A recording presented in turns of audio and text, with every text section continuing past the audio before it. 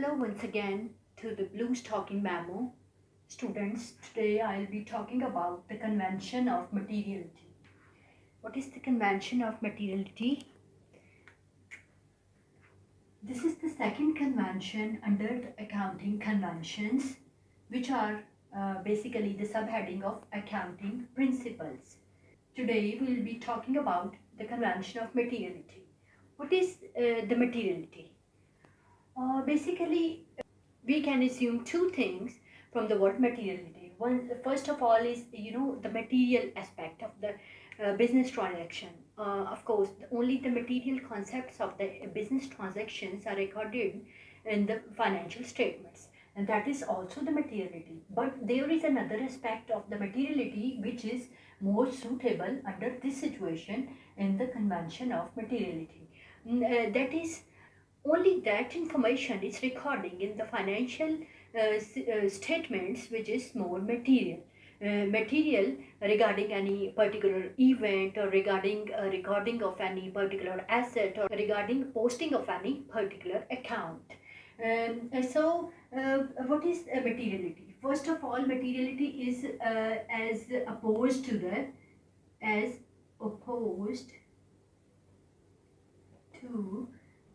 the non-material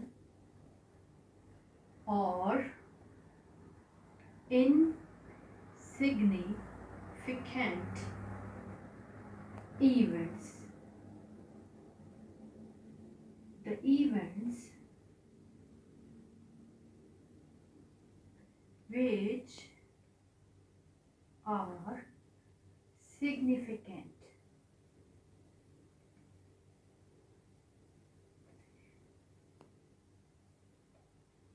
They are recorded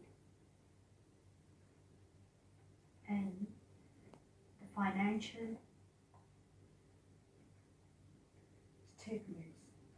Only they are recorded in the financial statements according to this convention.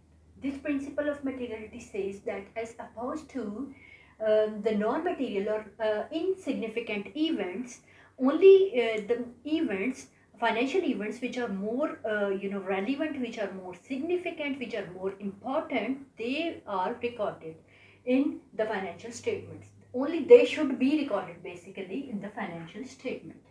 So this is the convention of materiality. Why is it so? Why we don't record the others? Because we don't want to overburden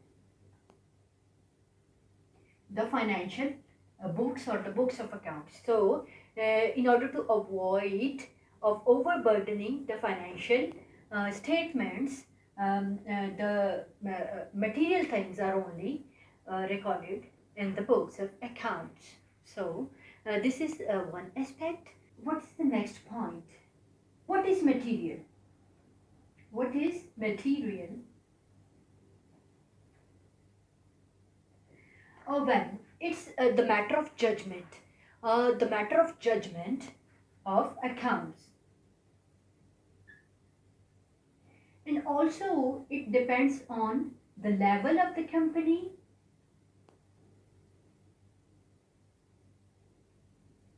level of the business, and on the time period.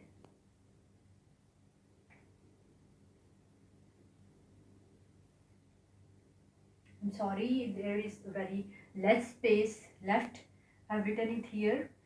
I hope you can see it. This is the matter of judgment as to what is material and what is non-material. The matter of judgment of accountants. Basically, the accountants is to judge that what is material information for any company for any relevant year. So they need to record that information only. And number two, as per the level of business, like is it the medium scale business, small scale business, or the large scale business, according to the level of that business, the materiality is also judged on this basis. So number three is the time period. For example, if in any accounting period any thing is material to the business, so it might not be material for the next accounting period. How is it so? Let me give you an example of this aspect.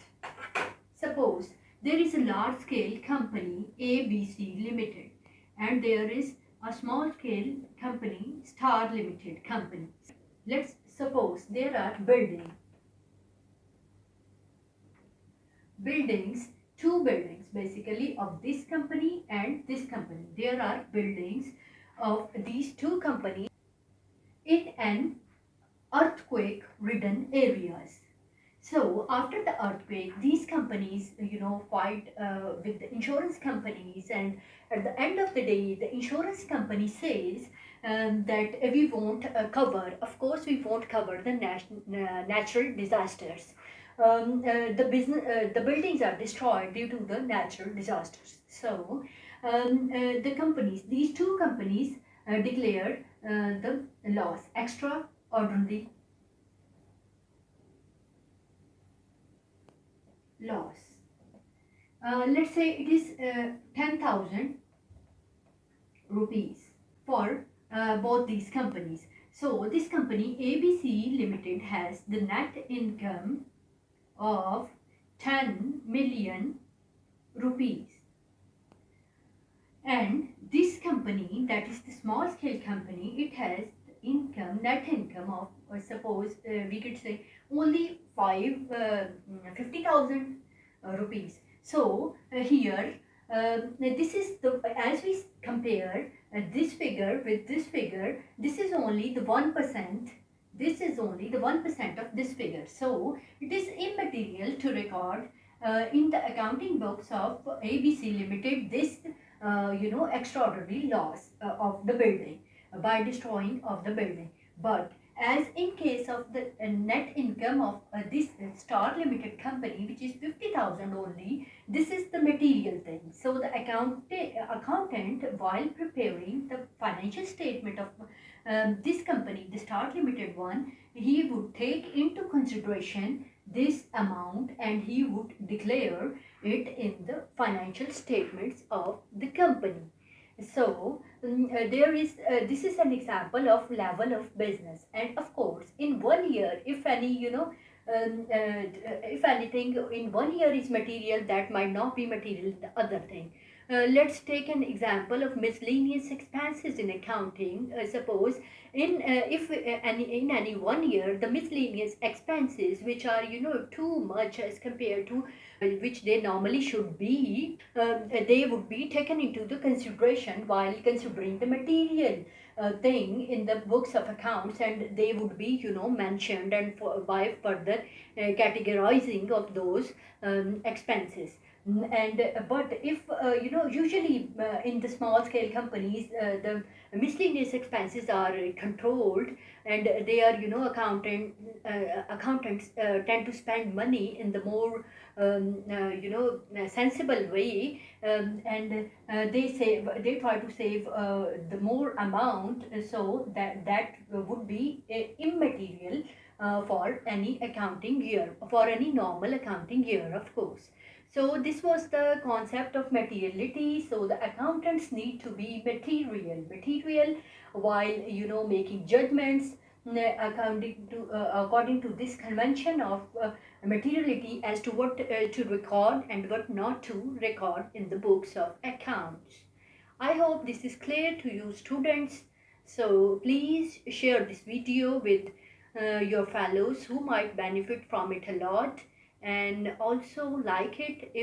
If you like it, press the thumb button, and also comment it if you have any question. I'll see you in my next video. Take care. Bye. Thanks for watching.